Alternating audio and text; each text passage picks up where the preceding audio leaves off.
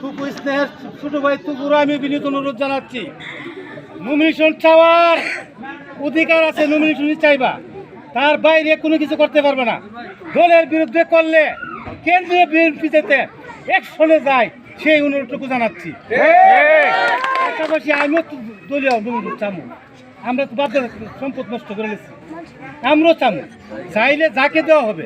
Madam দিলে ম্যাডামেরটা করুন, আমাকে দিলে আমারটা করবে, তবু ছোটো ভাই তবুরটা করবো। আরও দুজন নাম জানি না, 2-3 জন আছে, সবাই অনুরোধ করবো এক প্ল্যাটফর্মে আসুন। বাংলার মাটিতে ব্রাহ্মণবাড়িয়া জেলা আগে যেমন সুনামধন্য বিএনপি ছিল, আমি চাই এখন আবার সব বিএনপি একসাথে আমরা কাজ করব। নমিনেশন দেওয়ার পর যাকে কেন্দ্রে সিদ্ধান্ত দিব তার নির্বাচন আমরা করবো ইনশাল্লাহ। তাই আমাদের গ্রুপিং লুবিং তুমি বড় এইগুলি বলার কোনো দরকার নাই। আর কুমুটি নিয়ে যে বিষয়টা বলছে আসলে দুঃখজনক হলো সত্য। আমরা যারা জেল কাটতে আসছি, পুরা জেলা তুই একটা ব্যক্তির নাম না বললে আমার মনে একটা কষ্ট থাকবো। ওই যে কসবার এক লোক এই হাইব্রিড নেতা এসে ব্রাহ্মণবাড়িয়া জেলাকে হাইব্রিড যুক্ত করে দিচ্ছে বিএনপির মধ্যে।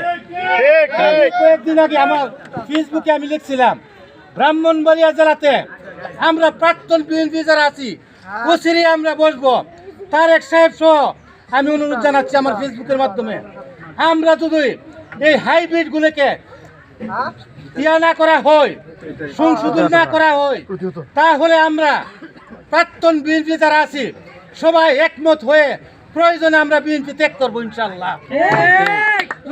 নেতৃত্বে অভাবে ইয়াতে কেন্দ্রের সিদ্ধান্ত অনুযায়ী, আর কেন্দ্রে যদি আমাদের সিদ্ধান্ত দেয় তা আমি ব্রাহ্মণবাড়িয়া জেলা আগে যেভাবে ছিল তার চাইতে আরো দ্বিগুণ বিএনপি জন্ম নিব ইনশাল্লাহ।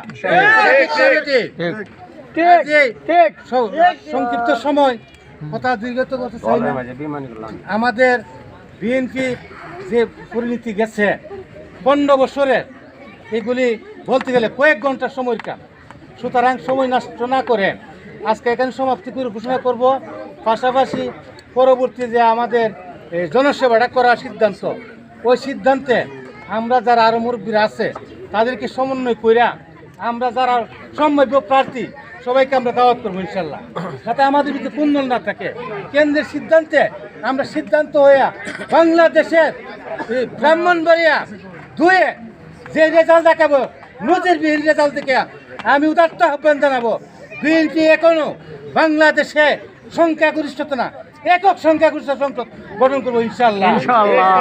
আমি আর কথা চাই না, এই বলে শেষ করছি। এখন আপনাদের সম্মুখে সংক্ষিপ্ত